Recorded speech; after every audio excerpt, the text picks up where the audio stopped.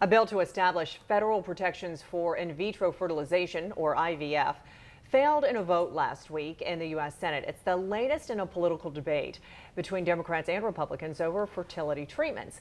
Now, Republican Senator Rick Scott's voting record and comments about IVF are causing questions about where he stands on the issue. We're on your side to verify. The question, did Senator Rick Scott vote against a bill to protect IVF before airing campaign ads saying he will always protect IVF?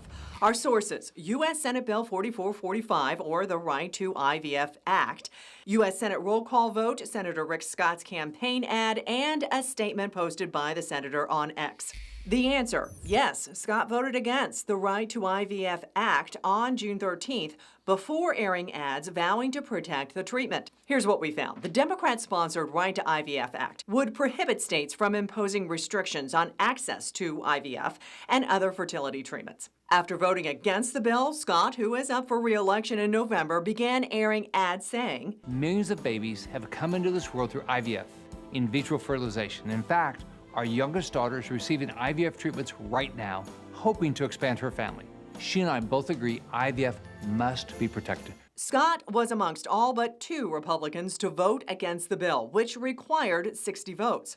Democrat and Republican lawmakers differ on whether access should be regulated federally or at the state level after the Alabama Supreme Court in February ruled that frozen embryos can be considered children under state law.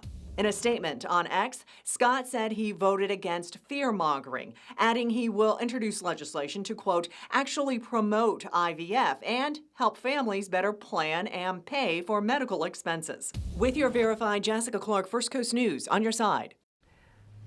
And the First Coast News Verified team is always on your side, looking into your questions, finding sources, and getting answers. So if you have something that you want us to verify, you can email us at verify@firstcoastnews.com.